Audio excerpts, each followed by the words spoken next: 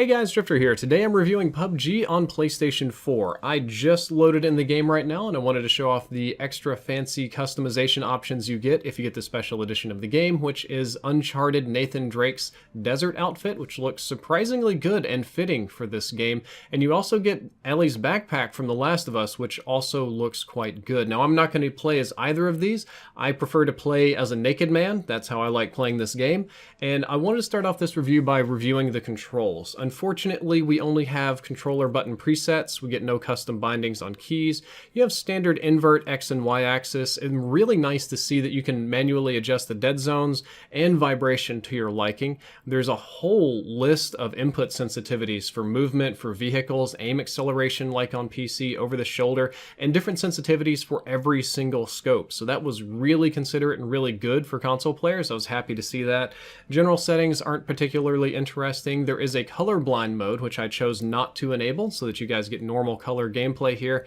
And you can do custom crosshairs, which is kind of an unusual feature for consoles. Also very nice to see.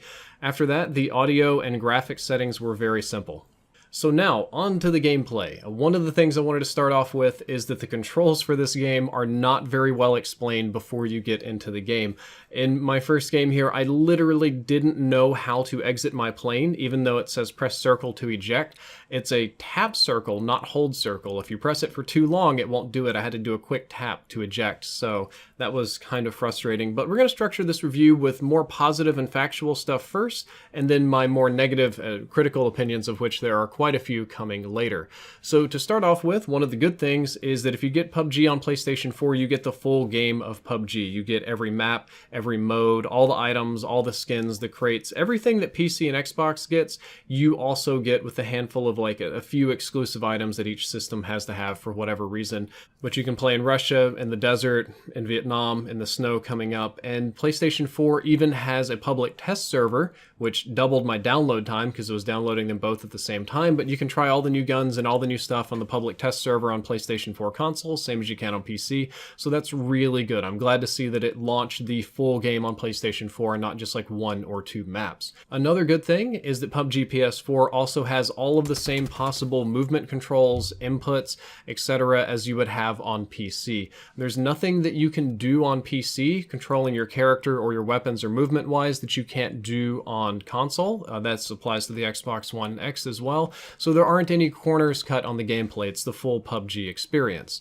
After playing the game, I'm not gonna deny it was really rough at first because I'm used to playing PUBG on PC, you know, running 1440p, high frame rate, high graphics, all that sort of stuff.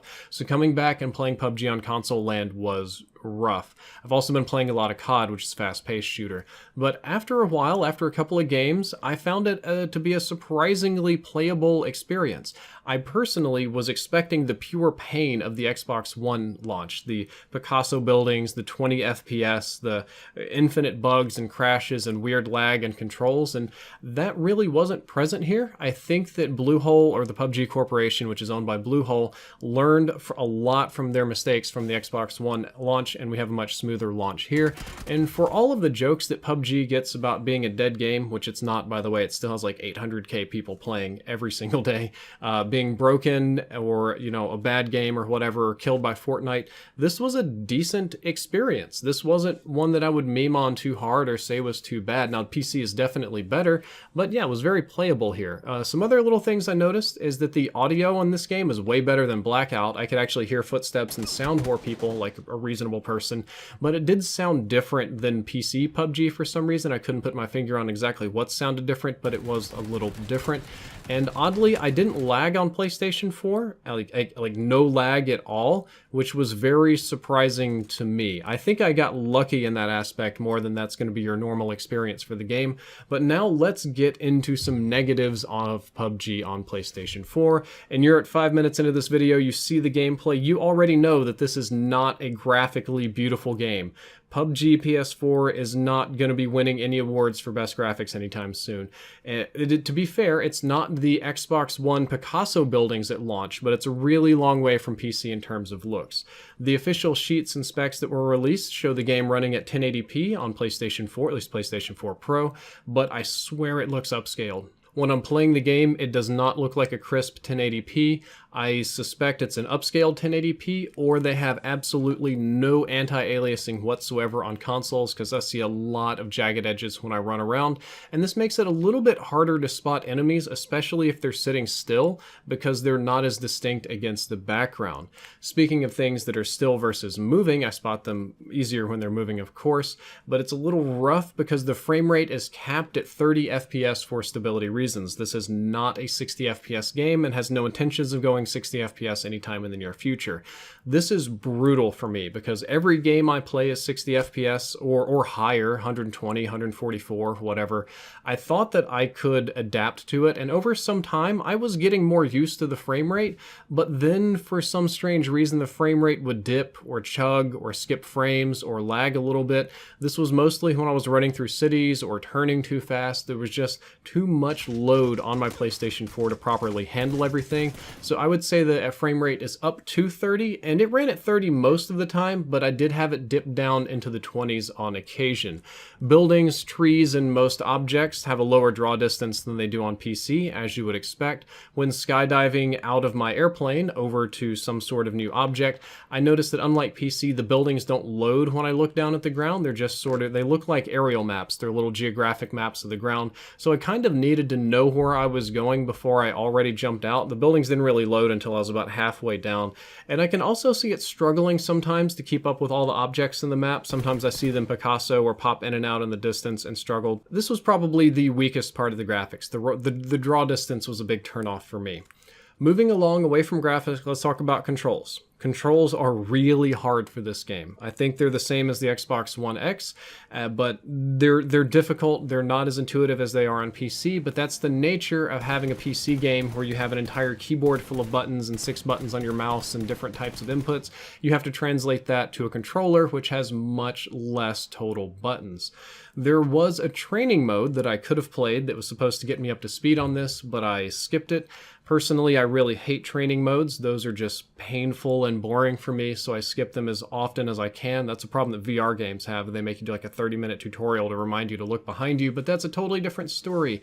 Thankfully, there's a lot of in-game tips that pop up on the screen that remind you of the controls and what to do, and I think those are essential because it's really overwhelming. There are a lot of different inputs to do, and different controls do different stuff depending on what mode you're in. If you're in third person, if you're aiming down sights, if you're peeking over shoulder, depending on what you're doing, if you're free looking, or there's a lot of different sort of modes you kind of swap in and out of, and the console buttons change accordingly.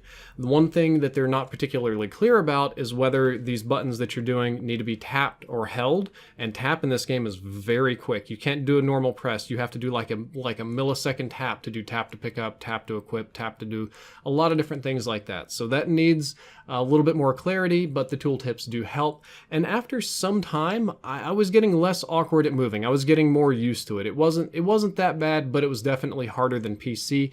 One thought that I have is I don't know why PUBG, especially on console, isn't like it is on mobile. When you pick up a weapon, it should already be in fully automatic mode. It could already come reloaded. That's not the biggest step. Or more importantly, if you see an attachment on the ground like a red dot sight, and you're holding your gun, there should be a button that says attach red dot sight, not get in your inventory and then go through and attach it the slow and tedious way. When it came to aiming, I found the default look inflection curves and the lack of sticky aim felt very bad compared to Call of Duty. It wasn't very natural feeling aiming in this game. It's very hard to track targets that are moving. With no sticky aim, it's very easy to overswipe. And maybe changing my dead zones would help a little bit, but I think the reality is that just not every game is Call of Duty. Call of Duty, for all of its flaws, is probably the gold standard for shooters on console, along with Battlefield. And one of the reasons why is they put a lot of work into mastering natural movement and aiming on console controls, which is almost always difficult. Bluehole and PUBG don't have as much experience with this. They may have even tried to copy COD or some other game, and they didn't get it quite right. It is kind of struggle bussy. Some thoughts on the players that you're going to run into is that I was surprised to see roughly the same level of aggression as PC players on PlayStation 4. The PlayStation 4 crowd was slightly more conservative, but in general, people on PlayStation were not afraid to drive around or to come out and hunt and snipe and play like big boys. I mean, PUBG is a very campy game, so there will be people sitting in dark corners and stuff like that, but it wasn't nearly as campy as I was expecting. Only about half of the players were sound whoring in this game, so situational awareness is not the same for console as it is on PC, and that applies to me too as well. Sometimes I get overconfident and I'm not paying attention and I stamp around and people just shoot me in the back. Lots of players I did notice seem to be struggling with the controls. I watched them doing slow peeks to kind of over the shoulder instead of aim down sights aim, and a couple of other little things there. Speaking of over the shoulder versus aim down sights, I've noticed that over the shoulder was more effective than aiming down sights, and I think the over the shoulder aim has some sort of really strong hidden auto aim, or maybe I was just getting really lucky with my headshots with it. I expect over the next couple of weeks, it's going to play at about the same level as Xbox One X does. Once players learn the controls and the maps a little bit and they get a little more familiar with it, it is going to be a PUBG experience. So at the end of the day, the question you want to ask me is, should I buy this game? Well, if you want more milsim or realism in your battle royale and you like a patient game, a slow-paced game, then I think you'd enjoy PUBG on PlayStation 4. Each game here, if you go all the way, is about 40 minutes long, and there's a lot of dead time and a lot of running and a lot of prep time, and you die really, really quick sometimes, kind of like milsim.